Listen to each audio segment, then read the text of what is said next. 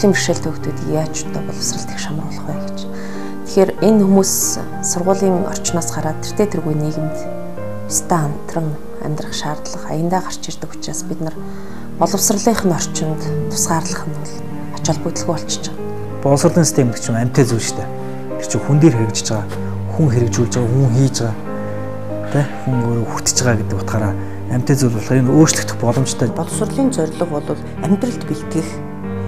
Тэр хүнийг бие даан амьдрах, бие даан нийгэмд орох. Энэ бүгдэд бол энэ олонтойгоо хамтдаа байгаа боловсрол бол илүү их үр шимээ өгдөг. Яг хөө бусад хүмүүс нэг өдөрт 4 цаг хичээлээд байхад та яагаад 6 цаг илүү хичээлээ хийгээд өөрийгөө дайчлаад ердийн хүмүүстэй цуг сорж болохгүй гэж. Бүх хүүхдтэй ажиллах багшийг тийм ээ яг бэлэн болгоно гэхэд бол энэ бол дүнгиж эхэлж байгаа асуудал учраас маш эмзэг байгаа.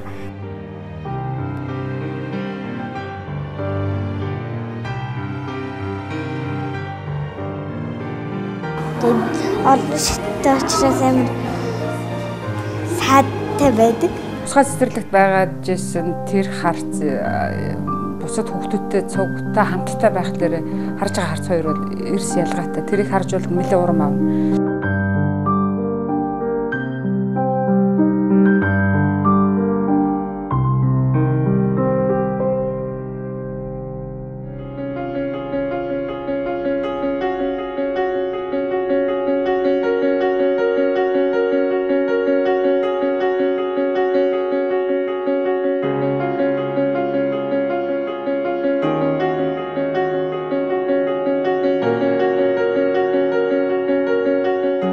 Тусгай боловсрол бол хөгжлийнхаа зам ёсоор ингээд өөрчлөгдөд явж байна.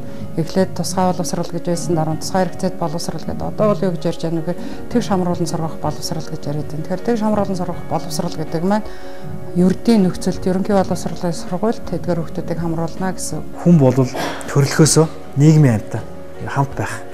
Одоо ингээд энд бол ийм хүмүүс, энд бол ийм хүмүүс гэдэг англи бол анаасаа нийгэм үүсгэхдээ байгаагүй.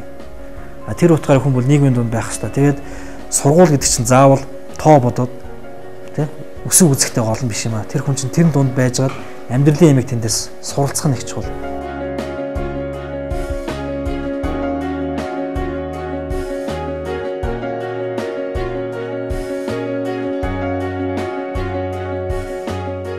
Энгийн хүүхдүүдтэй хамт нэг ширээнд ингээ нэгдүгээр ангиас нэхлээ явсан. Давуу тал нь юу гэхээр одоо ингээ гудамжаар манай хүүхд тэрэгцтэй ингээ явхад ангийнх нь хүүхдүүд бол маш баяр хөөртэй огтож авна. Манай хүүхдүүд тэр хүүхдүүдийн дунд байснаа тэдний харилцаа бие биенээ ойлгох тэр их сайн болдог. Ингээ явуулах, хүргэж өгөх ингээд асуудлууд байхаас гадна тэгээд ингээд байхад дэмжлэгүүд бас байгаад байна.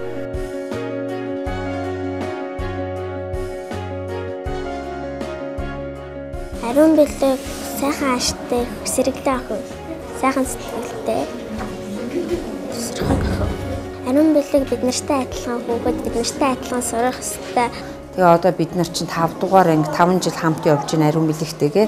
Тэгээ анх 1-р ангид ороход бол нэлээд хэцүү байсан. Тэгээ хэцүүгээд шантрахгүй ариун бэлэг маань өөрөө ч хичээсэн. Ангийнхан ч гэсэн ариун бэлэгд айгүй их тусалдаг, дэмждэг. Ариукаг ирээгүй үед яасан болоо гэж боддог. Ирсэн үед нь их баярлдаг ангийнхан нь ариука ирлээ штэ багшаа гэд. Тэгээд анги дотоороо ингээд ширээгээ түшээд айгүй явах дуртай бас. Тэгээд тэр болгонд нь ангийнхан дэмждэг ариукаг. Тэгээ ерөнхийдөө бол ийм хүүхдтэй бол ажиллахад бол жоохон хүндрэлтэй ч гэсэнтэй бусад хүүхдүүдийн хувьд бол хүлээж авах нь их сайн байт юм л.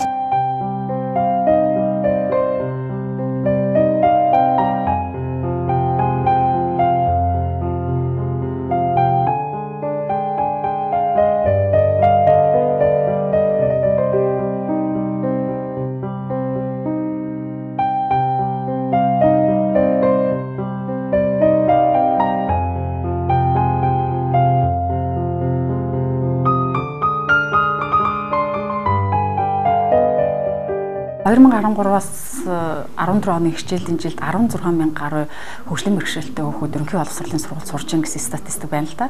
За тэгэхээр тусгай хэвшинжийн үндсэн 6 сургууль бол нийслэл хотод байдаг. Тэнд болоод жилдээ нэг 2000 гаруй хүүхэд суралцдаг. Тэгэхээр энд нэг жижиг хасах үйлдэл одоо үйлдэл хийх юм бол 14000 орчим хүүхэд нь ердийн сургуулиудад суралцж байна шүү дээ, тийм ээ.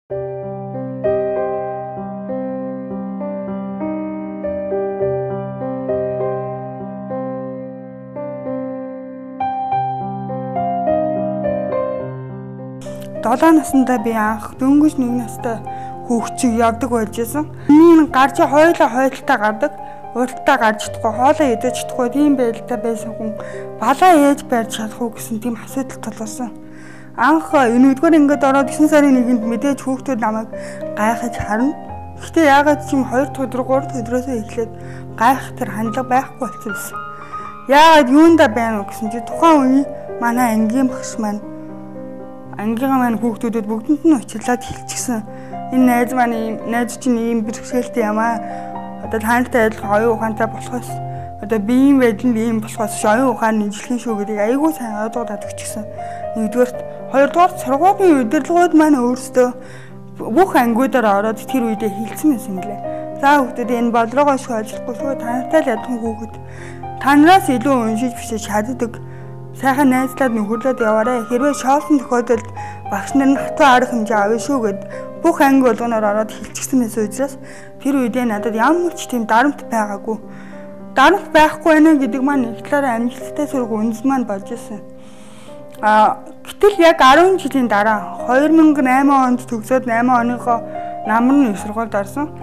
Тэгээ их сургуульд ороод ингэ байхад би бас нөгөө нэг 10 жил сургууль сураад ирчихсэн хүүхдүүд арай өөр сэтгэлтэй байх байх гэж бодож ирсэн боловч тухайн үед яг миний бодсноор байгаагүй. Яагаад гэсэн чинь ороход ингээд эхний өдрөө ороход миний хажууд суудаг хүн байгаагүй. Ганц эхний өдрөөр зогсоогүй тэр бол нэлээд удаан үргэлжилсэн. Анх 12 онд тэгээ муушиг 91.7 гэсэн дүнтэй төгссөн.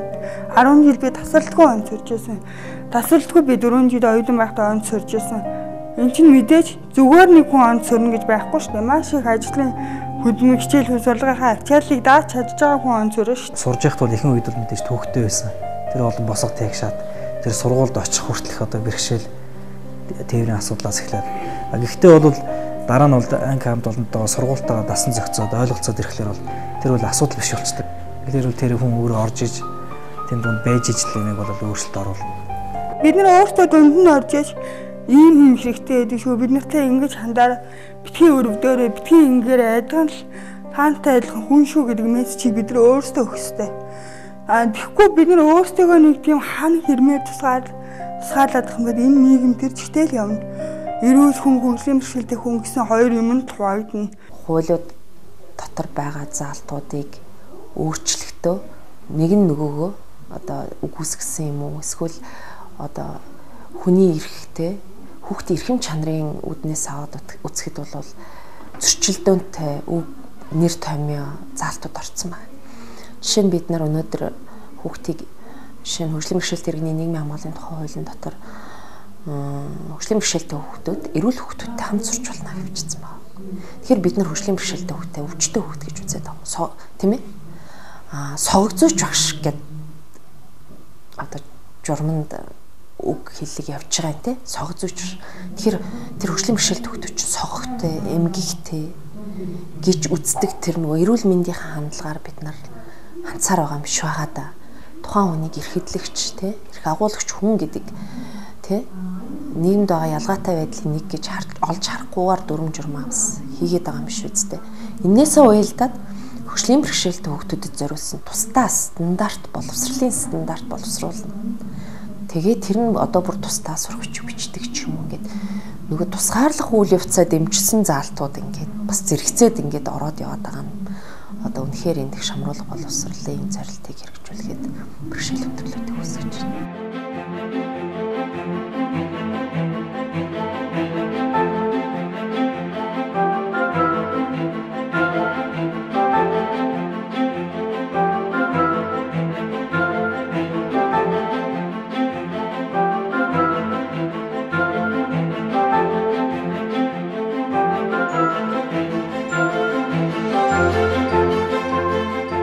Бид нар өнөөдөр одоо тэг шамруулах боловсролын яриа 20 жил болсны дараа бас яг одоо хэрэгжихгүй бодит байдал дээр яагаад хэрэгжихгүй байна вэ гэдэг дээр үнэлт өгч үзлээ л дээ. Тэгэхээр хууль эрх зүйн орчинд асуудал байна. Жишээ нь баг дунд боловсролын тухай хуулийн дээр жишээ нь одоо тусгай сургууль гэдэг дотор тусгай сургуулийн ч заалтууд явж байдаг. Тэг шамруулах тухай ч заалтууд явж байдаг. Гэтэл ерөнхий боловсролын сургуулийн одоо удирдлагууд гэх юм уу багш нар эцэг хизээч тэр тусгай сургуулийн тухай уншихгүй. Тийм учраас тэгш шамруулах боловсролын тухай заалт боловсролын хуулинд орсон болж мэдэхгүй байх тохиолдол байна. Бас 2013 онд одоо боловсролын хуулинд тэг шамруулахтай холбоотой нэлээдгүй заалтууд орсон байгаа. Гэтэл энэ бас хоёр шалтгаантай хэрэгжихгүй байна. Нэг нь бол яалтчгүй салбар хоорондын зохицуултыг шаардж байна. Эрүүл мэндийн яам, нийгмийн хамгаалал, хормын хөгжлийн яам, боловсролын яам, тийм магадгүй дүүрэг хоруудын засаг дарга нарын сургуулийн удирдлагуудын хамтын ажиллагааг шаардсан ийм зохицуулт орчхоор манай улс орнч угаасаа салбар хоорондын уялдаа холбоо муутай улс оронд зарим заалтууд хэрэгжихгүй. Одоо болтол гарах ёстой зарим журам дүрмнүүд нь гарч өгөхгүй, стандартууд нь гарч өгөхгүй байгаа учраас хэрэгжихгүй байна. Жишээлбэл юу гэдгийг хөгжлийн бэрхшээлтэй хүүхдийг ерөнхий боловсролын сургуулийн ердийн ангид сурганаа.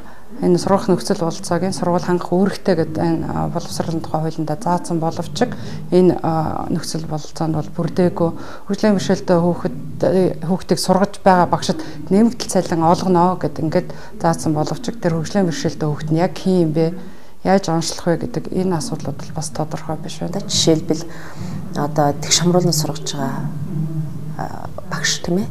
Яг тусгай сургуулийн багштай адилхан нэмэгдэл хөлс цалин дээр 30% нэмэгдэл хөлс авах хэрэгтэй байтал энэ журмыг одоо болтол гаргаагүй учраас багш нар хүүхдийг тэг шамруулсан ч ялгаагүй хамруулаа гэж ялгаагүй магадгүй тэг шамруулсан багшийн цалингаас асуулах магадaltaй болчиход байгаа нь юу вэ гэхээр хүүхдийн сурлагааг тестээр стандарт төрсэн боловсролын тодорхой стандартыг хангасан хэсгийг тестээр шалгаж агаад зарим хүүхдүүд нь хэрэг хүрээгүй байх юм бол тухайн багш тий ажлын үр дүн муутай гэж тооцогддог учраас магадгүй хөгжлийн бэрхшээлтэй хүүхдүүдийн ангид авах юм сонирхолгүй байгаа нь бол харагдаад байгаа. Тийм учраас энэ бодлого боловсруулж байгаа боловсруулагчид нь яг тэр бодит амьдралтай ажил хийж байгаа хүмүүсийн энэ хоорондын тийм ээ бас юм зөрчил ялгаатай байдлаас болоод энэ бодлого нь бол хэрэгжихгүй байна. Тийм учраас энэ бодлогоо маш нарийн боловсруулж гаргах хэрэгтэй. Тэгээд яг тэрийг хэрэгжүүлэх механизм тэгэд хин юуг хариуцаж хийх вэ гэдэг дээр бол бас өшөө бүр ажлууд хийх шаардлагатай.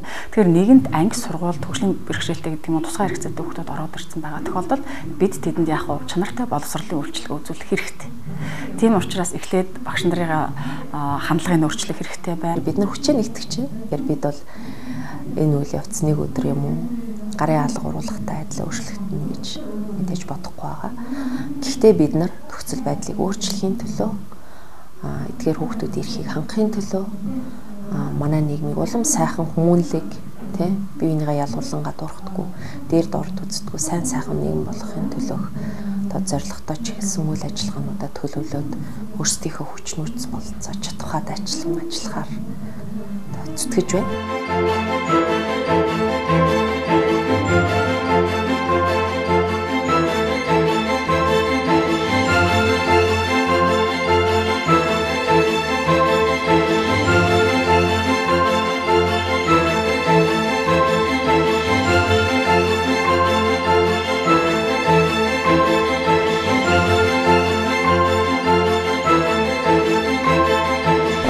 Сургуульд хамрагдалт бол ер нь нэг 20-30% байж чадчихэв үгүй юу? Бага.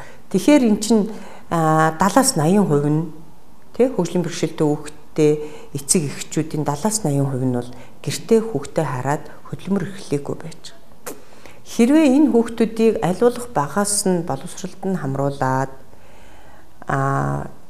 цэцэрлэгт нь сургуульд нь явуулаад энэ тогтолцоо бүрдэх юм бол эцэг эхчүүд ядаж хагас цагаар хөдөлмөр эрхлэх, хагас цагаар өрхийнхөө орлогыг нэмэгдүүлэх бололцоо боломж нь бас бүрдэх юм байна.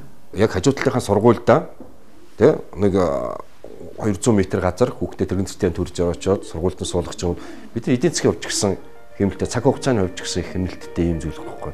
Тэгээ нөгөө талаас тэр энгийн сургуульд сурснаар тэр олон хүүхдүүдийн орчинд орохлоор бас их ер нь бол их сайхан. Тэгээд тусгай сургуулийг муулж байгаа зүйл бол биш. Тусгай сургууль бол байх хэрэгтэй юм байна. Зорилго маань бол мэдээж энэ хүмүүсийн хандлагыг өөрчилчихсэн. Яг одоо чипт хоёрын ярилцаа сууж байгаа шиг хүмүүс өвлөгийн нөхцөлтэй хүмүүстэй ингээл энгийн гоё хацдаг бодосоо гэсэн тийм хүсэл мөрөөдөлтэй. Үүнээс хойш нэг универсал загвар буюу түгээмэл загвар гэдэг дээр бүх юм хийж эхлүүл те. Хамтын нийгэмд хүн амьдарч байгаа юм шиг хүн хамттай байх хэрэгтэй. Тийм үзэл дээр бүх юмаа хийгдвэл өөрчлөгдөх боломжтой нийгэм.